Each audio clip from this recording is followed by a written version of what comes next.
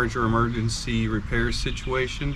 I'm trying to do the rear O2 sensor on my Mini Cooper and tried to use the low ramps, the plastic resin ramps that you can get. So I'm going to get out my quick ramps. I don't usually get them out because once you get them out, I kind of keep them in the driveway for a month or so because it's a pain in the ass to set up and take down. They are nice because they're portable.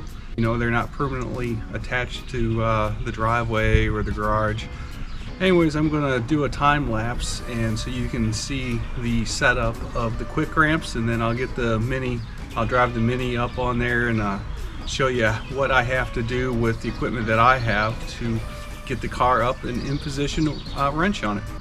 All right, enjoy.